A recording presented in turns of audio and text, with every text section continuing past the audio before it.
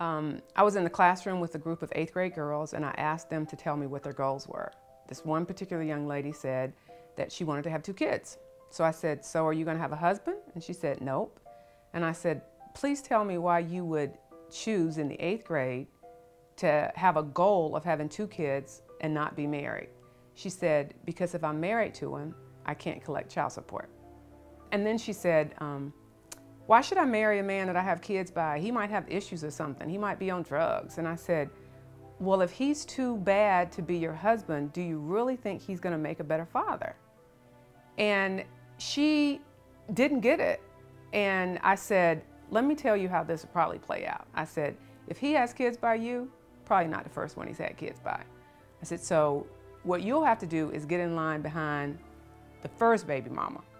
And after he pays child support to her with her kids, he might pay child support to you if he has a job.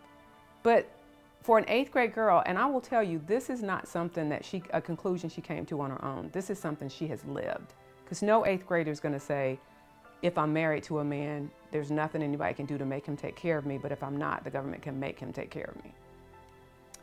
I think one way that fatherlessness plays out with this generation is with boys with anger. I had a young man in the class who shared with me one day after class. Of course, these conversations usually happen after class and not in the class, because what I find is many young people want to put on this facade that everything's fine about their life. You know, I'm okay with my father not being a part of my life. I turned out okay. So the conversations usually happen after the class is over, when it's a one-on-one conversation.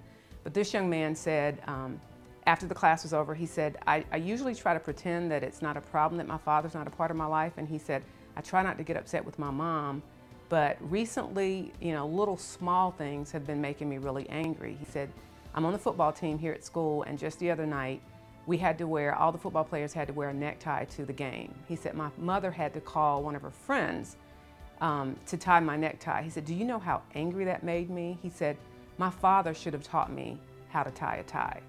And I think when that keeps building up and those little things keep building up, I think we have what we have in this country, which is a high percentage of males who are incarcerated because of violent acts.